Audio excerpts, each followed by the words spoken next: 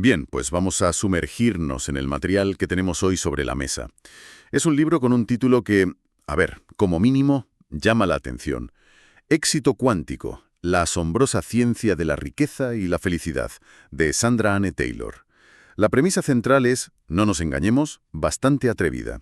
La autora coge principios de la física cuántica, un campo que normalmente nos suena a laboratorios y a pizarras incomprensibles, y los aplica a nuestro día a día, a la riqueza y a la felicidad. Es una propuesta audaz, desde luego, y creo que es importante aclarar algo desde el principio. No vamos a meternos aquí en un debate sobre física de partículas. El libro usa el término cuántico más bien como una metáfora para describir un universo que está todo interconectado, un universo energético. La misión de nuestro análisis de hoy es destilar la filosofía práctica que hay detrás de eso. La idea fundamental que defiende la autora es que no somos simples víctimas de las circunstancias, sino que dirigimos nuestras vidas a través de la interacción con ciertas leyes energéticas. Vamos a ver si podemos desgranar cuáles son y cómo, según ella, se aplican. Perfecto. El objetivo entonces es explorar si es una metáfora potente o si hay algo más. El punto de partida es que nuestro futuro se está formando literalmente ahora mismo, en este preciso instante, y que lo que hacemos con nuestra conciencia y nuestra energía personal pues determina todas nuestras experiencias futuras. Vamos a ver qué significa eso en la práctica. El libro arranca con lo que llama la primera ley universal, la ley de la manifestación. Suena muy grandilocuente, pero la idea de fondo parece bastante intuitiva, ¿no? Sí, en su nivel más básico establece que la conciencia crea realidades. Y si lo piensas un momento, tiene lógica. Todo lo que nos rodea, desde el móvil que tenemos en la mano hasta una sinfonía de Beethoven, primero fue una idea, una imagen en la mente de alguien. El libro lo que hace es extrapolar esto a nuestra vida personal. Sostiene que el éxito, la salud o la falta de ellos se manifiestan primero en nuestra conciencia. O sea, que no es solo pensamiento positivo en plan superficial. La clave aquí, si lo entiendo bien, es la idea de tener una idea clara y sin conflictos. Esto me parece fundamental. Porque mucha gente dice que quiere ser rica, por ejemplo, pero en el fondo de su conciencia, asocia la riqueza con la codicia, con problemas. El libro parece decir que si no resuelves ese conflicto interno, da igual cuánto pienses en positivo, porque tu propia conciencia está saboteando el plano. Has dado en el clavo. Ese es el verdadero meollo de la cuestión. La autora usa una metáfora genial. Habla de la olla hirviente de nuestra consciencia, donde se cuece el brebaje que llamamos vida. Y dice que la mayoría no tenemos ni idea de los ingredientes que estamos echando ahí. A nivel consciente podemos desear una cosa, pero si a nivel subconsciente hay miedo, duda o creencias limitantes, son esos los ingredientes que de verdad le dan sabor al guiso. Me parece una idea potentísima y un poco inquietante, la verdad. Es como descubrir que has estado dibujando los planos de tu casa con los ojos cerrados y de repente te preguntas por qué todas las paredes están torcidas. Exacto. Por eso, el primer paso práctico que propone es simplemente encender la luz. Investigar en qué nos estamos enfocando la mayor parte del tiempo. Sugiere llevar lo que llama un diario del éxito durante una semana y responder a preguntas muy concretas. Preguntas como: ¿soy más consciente de lo que tengo o de lo que me falta? ¿Mis conversaciones giran en torno a problemas o a posibilidades? Las respuestas, siendo honestos, te dan el diagnóstico de hacia dónde apunta tu conciencia. Entendido. La conciencia dibuja el mapa, con todos sus conflictos y tesoros escondidos. Pero un mapa no te lleva a ninguna parte por sí solo. Necesitas un coche, combustible. ¿Cómo se energiza ese plano para que se convierta en algo real? Supongo que ahí entra la segunda ley del libro. Precisamente, si la conciencia es el plano, la energía es el motor. Y aquí entra la segunda ley, la ley del magnetismo. La idea es bastante simple. Solo podemos atraer a nuestra vida el mismo tipo de energía que estamos emitiendo. El libro usa la analogía de que cada persona es como una pequeña pero potentísima estación de radio, que está emitiendo constantemente una señal sobre quiénes somos, qué creemos y qué esperamos de la vida. Y claro, las personas y situaciones que sintonizan con esa frecuencia son las que, inevitablemente, aparecen. Pensamientos plus emociones es igual a energía. Correcto. Y esto lo baja mucho más a tierra, ¿sabes? No es algo místico, es un proceso de causa y efecto que experimentamos cada día. Tenemos un pensamiento, a menudo basado en miedos, miedo al futuro, al rechazo, al fracaso. Ese pensamiento genera una emoción, ansiedad, frustración, alegría, lo que sea. Y la suma constante de esos pensamientos y esas emociones crea nuestra vibración personal, nuestra carta de presentación energética, que llega a los sitios mucho antes que nosotros. Hay una historia en el libro, la de un cliente, un tal David, que creo que ilustra esto a la perfección. Un hombre que vivió durante 20 años dominado por el miedo, preocupado constantemente por lo que pensaban los demás de él. Su energía, su señal de radio, era básicamente de pesimismo y de apocamiento. Así es. Llevaba 2 décadas estancado en el mismo trabajo, sintiéndose invisible. Pero en un momento dado decidió que ya era suficiente y empezó a trabajar conscientemente en su ecuación P. Empezó a detectar sus pensamientos de preocupación y, en lugar de dejarse arrastrar, a sustituirlos deliberadamente por conclusiones de confianza y autoafirmación. Un momento, eso suena increíble, casi demasiado bueno para ser verdad. ¿El libro detalla cómo lo hizo? Porque pasar de preocupación a confianza es fácil de decir, pero puede ser el trabajo de toda una vida para mucha gente. ¿Da alguna pista sobre el proceso real más allá de empezó a trabajar conscientemente? Buena pregunta, porque ahí está la clave. No fue un interruptor que se pulsa y ya está. Fue un trabajo disciplinado. El libro explica que David se comprometió a un proceso de vigilancia mental. Cada vez que se sorprendía a sí mismo pensando seguro que esto sale mal o van a pensar que soy un idiota, paraba. Respiraba hondo y se forzaba a encontrar una perspectiva alternativa, una más poderosa, como «estoy preparado para esto» o «mi opinión es valiosa». No se lo creía al principio, claro, pero la repetición constante, día tras día, empezó a cambiar sus patrones neuronales y, por tanto, su estado emocional predominante.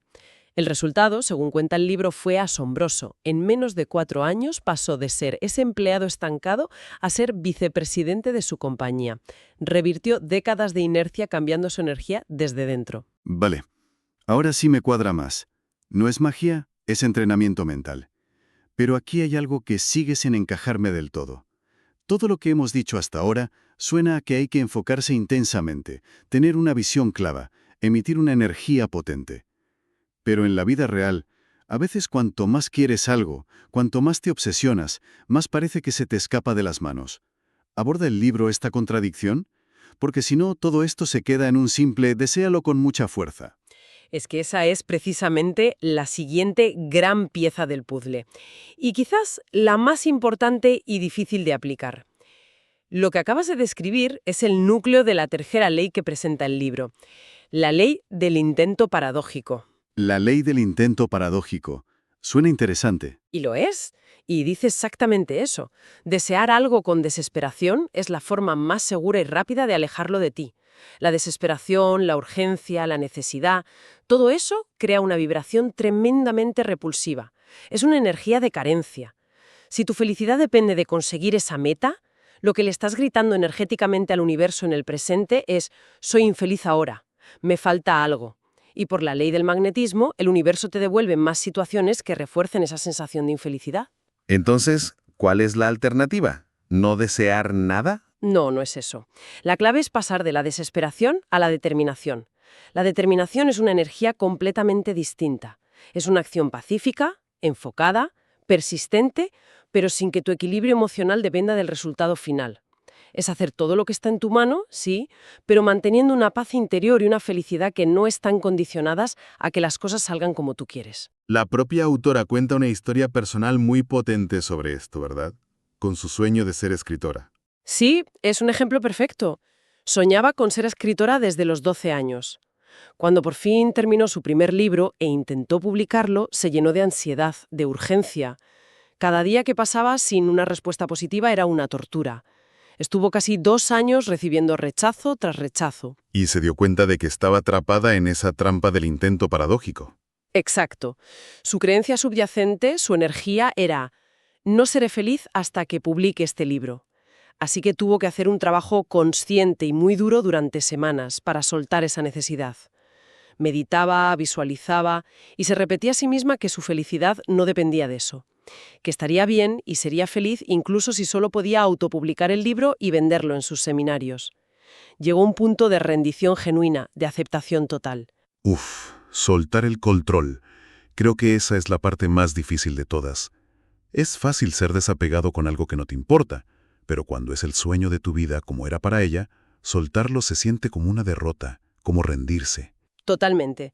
Pero lo fascinante es que para ella la victoria llegó justo después de aceptar esa supuesta derrota. En el momento en el que lo soltó de verdad, cuando su felicidad ya no estaba secuestrada por ese objetivo, todo fluyó. De repente, alguien le sugirió una editorial en la que no había pensado, Hay House, que resultó ser el encaje perfecto para su trabajo. El libro no solo se publicó, sino que fue un éxito mundial. La lección que ella extrae es que a veces el universo nos hace esperar no para castigarnos, sino porque tiene algo mejor preparado. Y el proceso de espera está diseñado para enseñarnos a confiar y a soltar ese control obsesivo. Entonces, si juntamos las piezas, tenemos que la conciencia crea el plano, la energía le da potencia y el desapego permite que se manifieste. La pregunta del millón es, ¿cómo se aplican estos conceptos en el caos del día a día? ¿Qué herramientas prácticas ofrece el libro? Buena pregunta, porque sin herramientas todo esto se queda en una bonita teoría. El libro habla de varios poderes personales y energías magnéticas. Uno de los más fundamentales, que conecta con lo que acabamos de hablar, es el poder de dejar ir. Lo describe con una analogía muy clara. Es como preparar un jardín. Antes de plantar las semillas de lo que quieres, tienes que dedicar tiempo y esfuerzo a quitar las malas hierbas. Las malas hierbas serían los patrones mentales, emocionales, de comportamiento negativos que todos arrastramos, viejos rencores, creencias limitantes, miedos. Exactamente. Es como intentar hacer una reforma en casa sin sacar primero los muebles viejos y la porquería. Imposible. El acto de dejar ir crea el espacio vacío y fértil para que lo nuevo pueda crecer. Y esto nos lleva a otro pilar fundamental, la energía de la apreciación. Que, según el libro, es la energía de la felicidad misma. Sostiene que detrás de cada momento de verdadera felicidad hay un estado de apreciación, de gratitud. Y lo revolucionario es que no tenemos que esperar a conseguir nuestras metas para sentirla. Podemos decidir activarla ahora mismo, apreciando lo que ya tenemos. Y aquí es donde el círculo se cierra.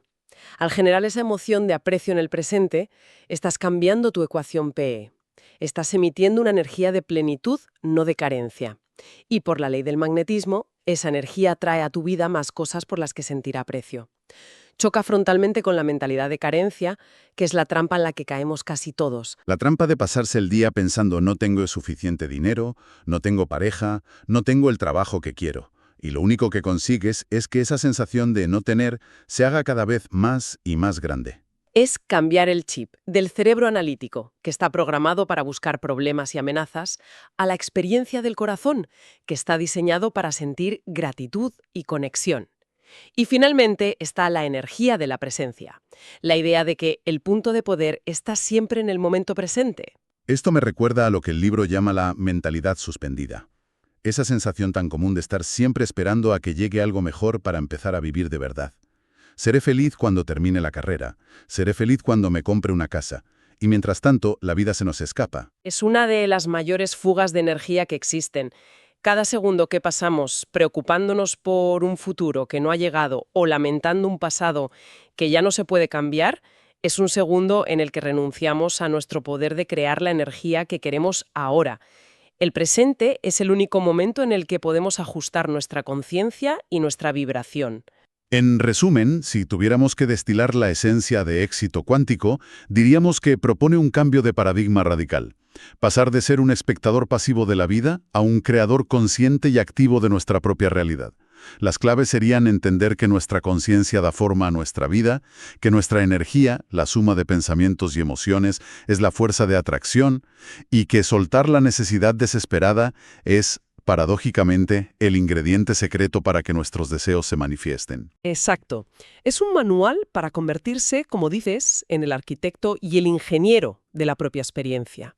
Y para terminar, el libro deja una idea final que me parece muy provocadora y que eleva todo esto a otro nivel. Proviene de lo que llama la ley de la influencia expansiva. Suena importante. ¿De qué trata?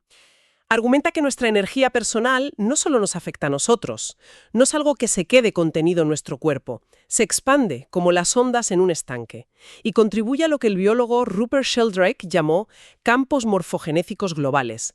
Imagina que son como grandes reservas de conciencia compartida, que existen a nuestro alrededor.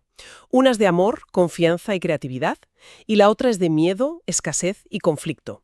El campo que más se alimenta, el que más energía recibe de la suma de todas las conciencias individuales, es el que tiene más poder e influencia en el mundo. Así que la reflexión final que nos deja este material es: Porque cada vez que elegimos un pensamiento, cada vez que nos dejamos llevar por una emoción, no es solo un asunto personal o privado, es como meter una papeleta en una urna global.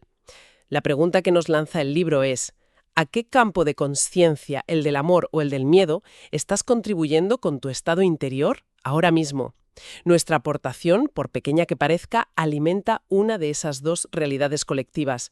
Y eso convierte nuestro trabajo interior en algo mucho más que un proyecto de desarrollo personal. Lo convierte en un acto con un impacto global.